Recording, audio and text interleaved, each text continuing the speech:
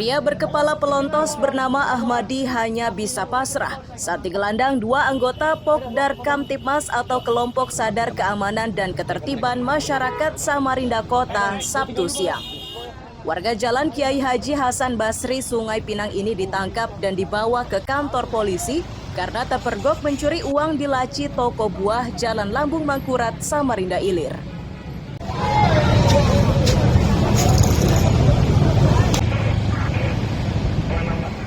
Aswinda menyatakan pelaku masuk ke dalam tokonya saat ia memasak.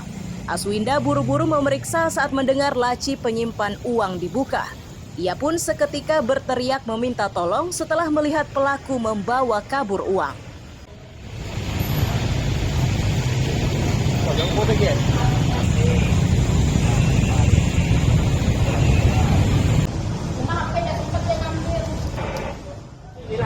Uangnya sudah diambil, dan kembalikan.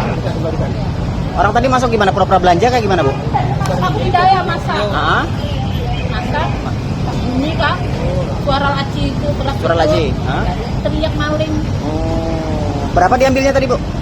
Kayaknya 1.300.000. 1.300.000. Sudah di kantongnya? Sudah di kantongnya. Nah, terus Ibu teriak? Teriak ya, ketangkap di depan. Tangkap di depan. Oh, sempat mau kabur? Sempat kabur dia. Dia lari sudah ke depan sana, tapi dikejar. Motornya? Motornya ditinggal.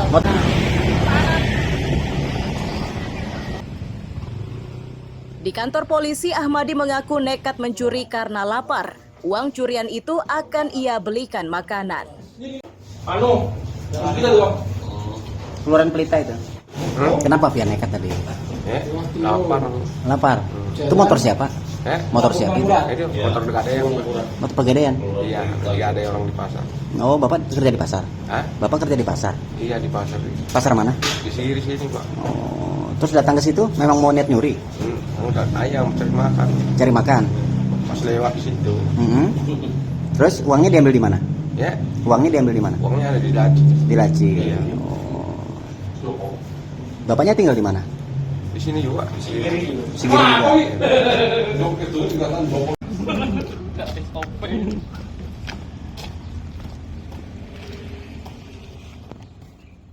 Apapun dalihnya, Ahmadi harus mempertanggungjawabkan perbuatannya. Polisi masih menyelidiki perkara ini untuk mencari kemungkinan aksi serupa dilakukan di tempat lain. Amir Hamzah dan Iswanto melaporkan dari Samarinda.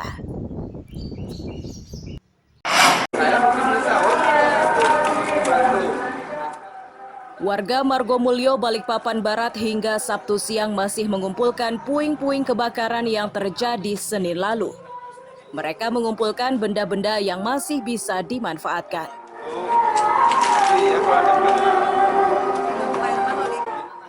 Kabar tidak sedap diutarakan Ketua RT terkait sebab musabab kebakaran di lingkungannya.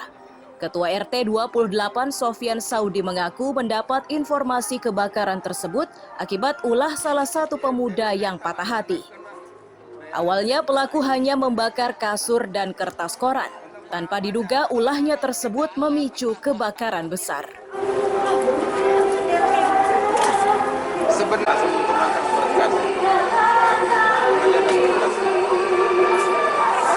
Memang ada yang kita curigain satu orang itu namanya Rehan yang tinggal di rumah situ sama kakaknya Yudi.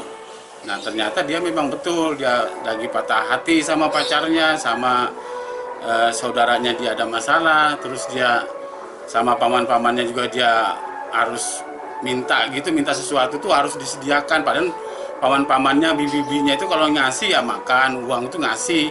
Cuma namanya anaknya memang bebal, ya barangkali karena dia labil juga anaknya, jadi otomatis barangkali memuncak dia punya emosi.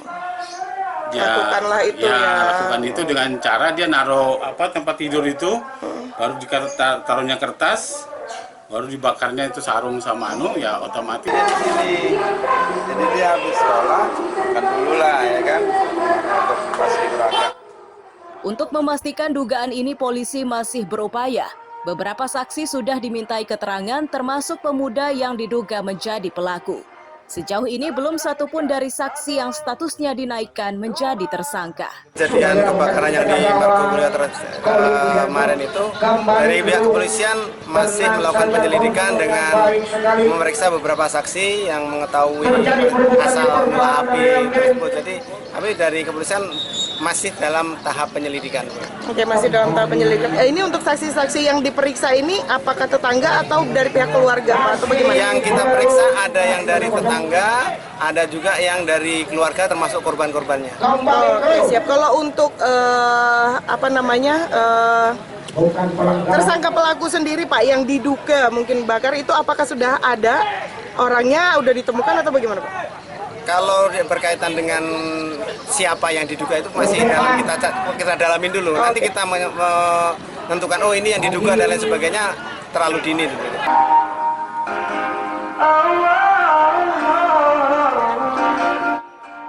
Kebakaran di Margomulyo ini menghanguskan 6 rumah. Warga meminta polisi bekerja cepat agar warga bisa mengetahui penyebab kebakaran. Amir Hamzah dan Riani Mantini melaporkan dari Balikpapan.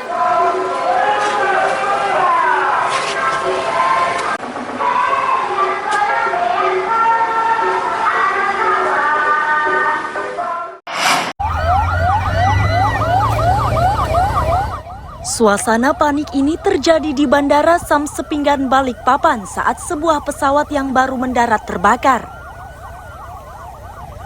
Para penumpang berlarian untuk menyelamatkan diri dari kobaran dan ledakan. Saat bersamaan, ratusan orang berdemo di dalam gedung bandara. Puncak dari demo ini salah satunya meledakkan diri.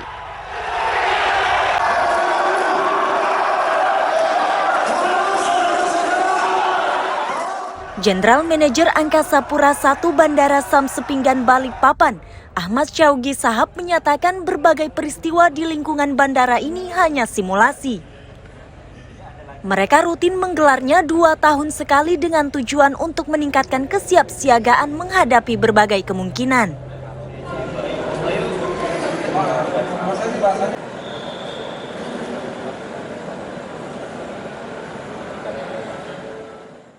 Yang pertama adalah pesawat crash, ada di area nanti di sebelah barat runway, itu pesawat crash dan kita akan tanggulangi sampai dengan selesai. Selanjutnya kita mengarah ke acara di dalam terminal, yaitu adanya demonstrasi. Demonstrasi itu dipicu karena menolak adanya kedatangan salah satu tokoh politik. Ternyata setelah mereka diamankan, mereka masih tidak terima. Ternyata ada salah satu dari demonstran yang membawa bom. Selanjutnya yang terakhir, kita ada fire building di lantai 3 di arah barat. Nanti akan dibantu oleh tim SAR dalam penanganan fire building tersebut. Itu adalah kesiapan, respon time. Jadi kita paling penting adalah respon time pada saat yang namanya juga latihan, tapi paling tidak mereka sudah benar-benar ready bahwa ini bukan hanya latihan, tapi mempersiapkan diri apabila ya hal itu tidak kita duga, tidak kita inginkan, tapi kita sudah siap menangani itu dan kita menghitung berapa penanganan tersebut.